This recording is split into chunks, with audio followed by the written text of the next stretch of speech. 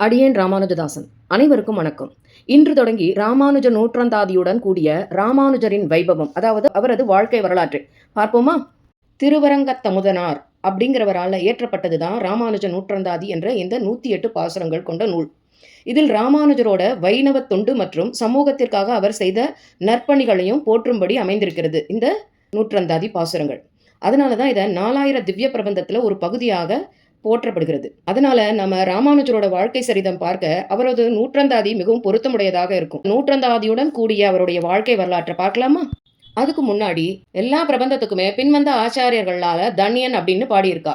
அதை சொல்லின பிறகேதான் நம்ம பிரபந்தத்தை பாடுற முறை சொல்லப்படுறது. அதே போலவே ராமானுஜ நூற்றந்தாடி பாடலுக்கும் வேதபிரான் பட்டர் என்பவர் தனியன் இயற்றி இருக்கிறார். முதல்ல அந்த தனியனை சொல்லிவிட்டு பின் நாம் ராமானுஜ நூற்றந்தாதியை சொல்ல ஆரம்பிக்கலாம். சரியா? வினை அகல மூங்கில் குடி அமுதன் பொன்னம் கழல் கமல போது இரண்டும் என்னுடைய சென்னிக்கு அணியாக சேர்த்தினேன் தென்புலத்தார்க்கு என்னும் கடவுடையேன் யான் நயம் தரு பேரின்பம் எல்லாம் பழுதின்றி நன்னினர் வாழ் சமயத்தரு கீர்த்தி ராமானுஜ முனி தாள் இணைமேல் உயர்ந்த குணத்து திருவரங்கத்தமுது ஓங்கும் அன்பாள் இயம்பும் கலித்துறை அந்தாதி ஓத இசை நெஞ்சமே இனி என் குறை நமக்கு எம்பெருமானார் திருநாமத்தால் முனிதந்த 108 சாவித்திரி என்னும் நுண்பொருளை கணிதந்த செஞ்சொல் கலித்துறை அந்தாதி பாடி தந்தான் புனிதன் திருவரங்கத்தமுது ஆகிய புண்ணியனே சொல்லின் தொகை கொண்டு உனது அடிப்போதுக்கு தொண்டு செய்யும் நல் அன்பர் ஏத்தும் உன் நாமமெல்லாம் என் தன் நாவினுள்ளே அல்லும் பகலும் அமரும்படி நல்கு அருசமயம் வெல்லும் பரம ராமானுஜ இது என் விண்ணப்பமே.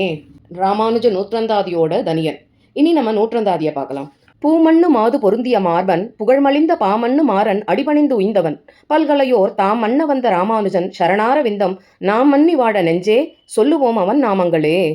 தாமரை மலரையே தன் இருப்பிடமாக கொண்ட பிராட்டி மகாலட்சுமி தாயார் வீற்றிருக்கும் திருமார்பினை உடையவன் அந்த எம்பெருமான் ஸ்ரீமன் நாராயணன். அந்த எம்பெருமானின் பெருமைகள் நிறைந்த திருவாய்மொழியை பாடியவர் நம் மாறனாகிய நம்மாழ்வார். அந்த ஸ்ரீ சடகோபனாகிய நம்மாழ்வாரின் திருவடிகளை பணிந்து உய்ய பெற்றவர் நம் இராமானுஜர்.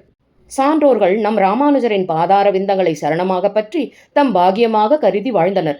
நெஞ்சமே, நாமும் இங்கே அந்த எம்பெருமானாரின் புகழ்பாட அவன் திருநாமங்களையே எப்பொழுதும் சொல்லுவோம். இதுவே மேற்கூறிய பாசுரத்தோட கருத்து. திரு அள்ளிக்கேணியின் வங்கக்கடலில் அலைகளை பார்த்தபடி அமர்ந்திருந்த காந்திமதி அம்மையாரின் வாய் ஏதோ முணுமுணுத்து கொண்டே இருக்க அவரது கணவர் கேசவ சோமயாஜி அவரை பார்த்து, என்ன காந்திமதி, மணல் அர்ச்சனை செய்கிறாயா? என்ன செய்து கொண்டிருக்கிறாய் அப்படின்னு கேட்கிறார். என்ன செய்வேன், சகசரநாமம் சொல்லி கொண்டிருக்கிறேன். பார்த்தனுக்கு சாரதியான கீதை சொன்ன கண்ணனை சேவிக்க வந்த இருவரும் இப்படி பேசி கொண்டிருந்தனர். அப்போது அம்மையார், பார்க்கடலில் இருப்பவன் இந்த உப்பு கடலிலும் இருப்பான் என்ற நம்பிக்கை, அதான் மணல் பூவை போடுகிறாயா நீ அப்படின்னு கேட்கிறார். சரி சரி, ஏன்னா இங்கே வாழ்க்கை என்பது எதனை கொண்டு பூர்ணமடைகிறது அப்படின்னு கேட்கிறா. சிக்கலான கேள்வியாய் கேட்கிறாயே, சுலபமான பதில் கிடைக்காது. நாம் நினைவு இருக்கும் வரை வாழ்வென்பது. ஆனால் வாழ்வனைத்தும் ஒரு மனிதன் தன் கடமையில் இருந்து துளியும் மீறாமல் அந்த ஸ்ரீராமனை போல் வாழ வேண்டும். ஆனால் இந்த லௌகிகமான வாழ்க்கையில் அது மிகவும் கடினம். முடிந்தவரை யாருக்கும் எந்த தீங்கும் செய்யாமல் வாழ்வதே பூர்ணமான வாழ்வு. அப்போ ஒரு பெண் குழந்தையை பெற்றுக்கொள்ளாமல் மறைந்து போனாள் என்றால் அந்த வாழ்க்கை பூர்ணமாகுமா அப்படின்னு கேட்கிறா காந்திமதி அம்மையார். அதற்கு சோமயாஜி அவர்கள், நிறையுமா என்பதை விட அதில் ஒரு குறையும் கிடையாது. குழந்தை என்பது ஒரு வரம். இறைவனின் அருள் இருந்தால் மட்டுமே குழந்தை பேர் என்பது கிடைக்கும்.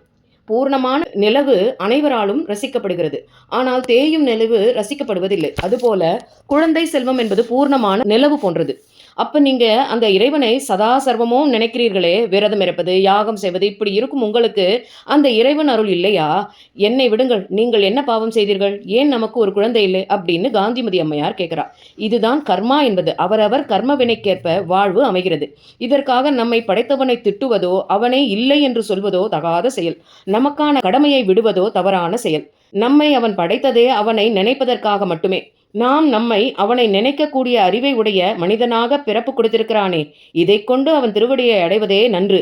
இந்த பிறவியை விட்டோம் என்றால் திரும்பவும் இப்படி ஒரு பிறவி கிடைக்குமா என்பது நாம் அறியாத ஒன்று. இப்பிறவியில் நம் அங்கங்கள் ஒழுங்காக, நம் செயல்களுக்கு பிறர் துணை இல்லாமல், நம் புத்தியின் செயல் மாறுபாடு இல்லாமல் இருப்பதே நாம் அந்த பகவானுக்கு நன்றி சொல்ல கடமைப்பட்டவர்கள் ஆகிறோம்.